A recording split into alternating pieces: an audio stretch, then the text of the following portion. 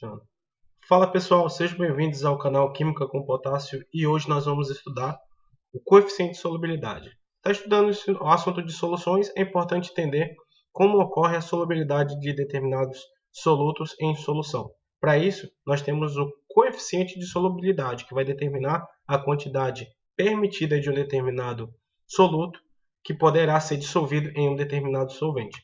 Veja só, quando preparamos uma determinada solução, é logicamente que você vai colocar um soluto em um determinado solvente. Então, para isso, você vai agitar, né? Você vai verificar a temperatura específica, né? E aí você vai observar que quando você vai colocando o soluto, ele vai se dissolvendo. Mas em um determinado momento, ele não irá se dissolver mais. Então, o que isso significa?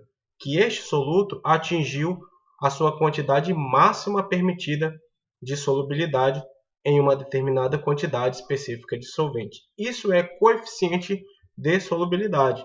A temperatura é importante sempre ser observada porque a solubilidade depende da temperatura, beleza? Então veja só, aqui ó, imagine que você vai preparar um suco e aí você vai adicionar o suco em pó, que no caso é o nosso soluto. Em meio litro de água, você colocará este soluto e, nesse caso, a solução ainda está diluída, né, em relação ao soluto. Quanto mais soluto for adicionado nesta solução, esta vai ficar mais concentrada. Até o momento, esta solução está insaturada, ou seja, a quantidade máxima permitida não foi atingida. Então, você poderá ainda colocar mais soluto. Quando a quantidade máxima permitida for atingida, nós chamaremos de solução saturada. E quando você adicionar, se você adicionar mais soluto, o que vai ocorrer? Este soluto não irá mais se dissolver, né? Então, nesse caso, ocorrerá a formação de um precipitado. Na química, precipitado é todo aquele sólido, né, que não se dissolve em uma determinada solução. Também é chamado de corpo de fundo. Então, nesse caso, nós colocamos uma quantidade acima do permitido na solução e vimos que houve a formação de soluto no fundo do recipiente. Podemos chamar também de corpo de fundo. No instante anterior à formação do precipitado, também chamado de corpo de chão, corpo de fundo, dizemos que ela está saturada. No momento anterior à saturação, essa solução estava insaturada. Agora está com corpo de fundo. Então veja só, se a solubilidade de um determinado soluto for 36 gramas por 100 gramas de H2O, significa que se colocarmos 30 gramas dele na mesma condição de 100 gramas de água, essa solução se manterá, né, insaturada. Se colocarmos 40 gramas, nós teremos 36 gramas dela dissolvida, beleza? E 4 gramas do soluto não irá se dissolver. Então, esse soluto aqui, na verdade, ele é o precipitado, beleza? Então, nesse caso, nós temos uma solução que é saturada com corpo de fundo, ou também com precipitado. Agora imagina, se colocarmos 36 gramas em 100 gramas de água, significa que a solução estará saturada, mas sem corpo de fundo.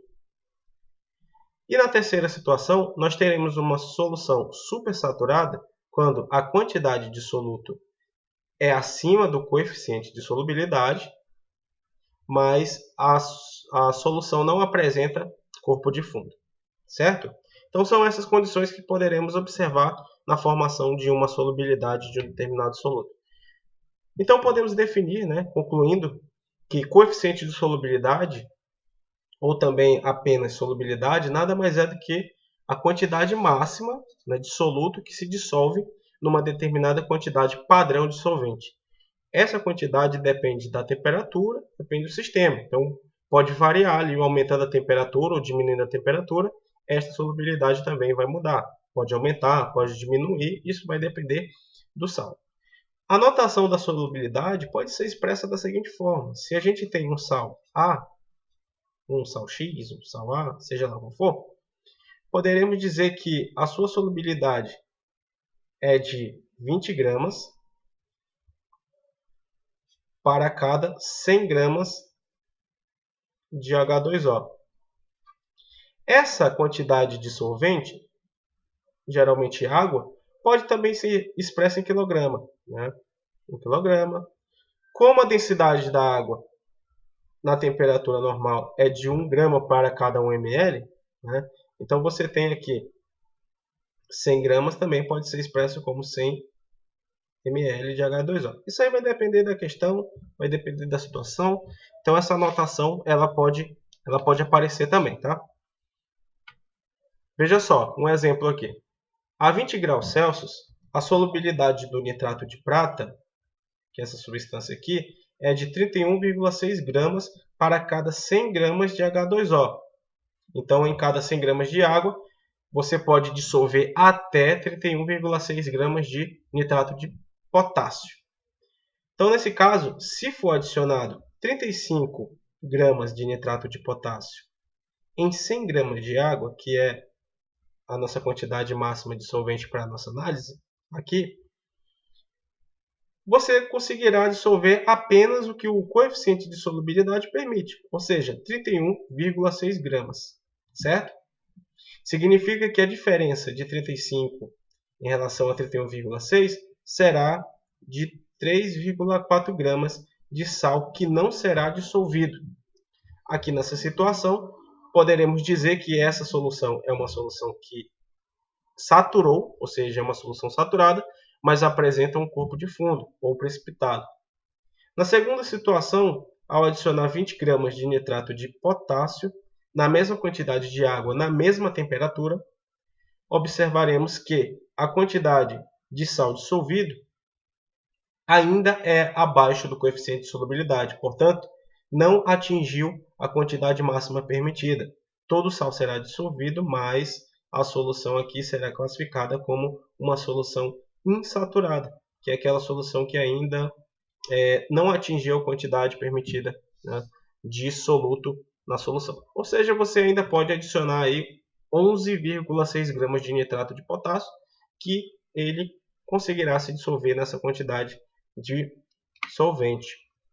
Então, concluindo essas duas soluções que são de extrema importância para a nossa análise, uma outra situação. Se um determinado sal X tem uma solubilidade de 30 gramas por 100 gramas de água, logicamente que se você adicionar 15 gramas de sal, você terá aqui uma solução insaturada, certo?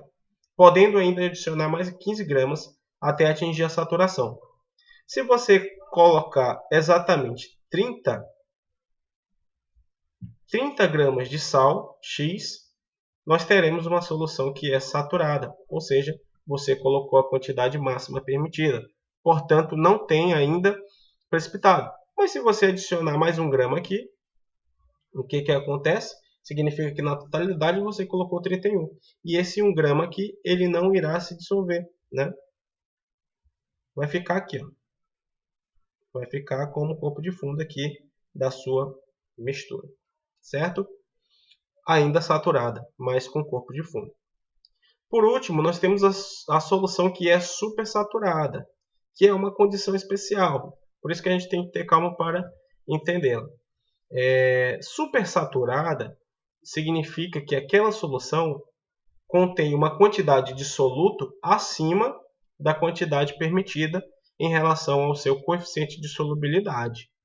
Ou seja, se uma solução está saturada, significa que ele tem mais soluto do que ele deveria ter lá. Porém, não tem corpo de fundo, apesar dele ter mais soluto. Então, isso classifica como uma solução supersaturada.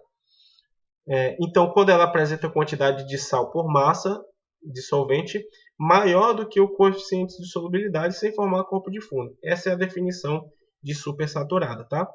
É possível preparar essas soluções variando a temperatura. Pode aumentar a temperatura ou pode diminuir a temperatura. Isso vai depender da natureza do soluto, tá? Por exemplo, Se a gente tem aqui 40 gramas de sal X,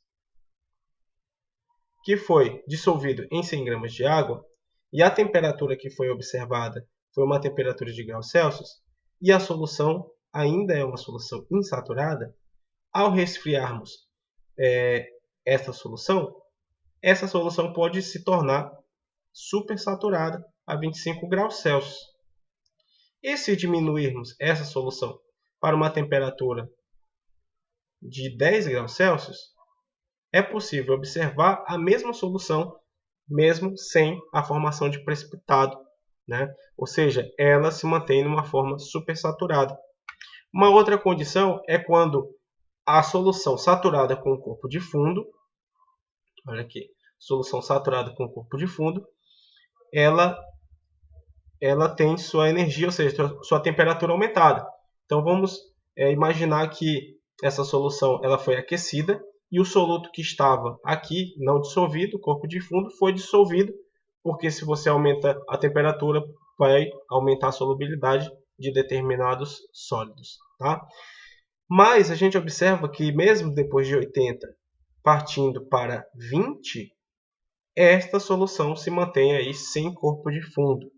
Significa que esta solução, então, está supersaturada. O problema é que essas soluções supersaturadas elas são instáveis, né? Diferente de uma solução saturada e insaturada. Então, qualquer variação, qualquer interferência no sistema, qualquer adição de sólido, você vai observar a formação de precipitado. Por exemplo, aqui, ó, cloreto de amônio. Vou corrigir aqui, cloreto de amônio. Então, você tem uma solução supersaturada.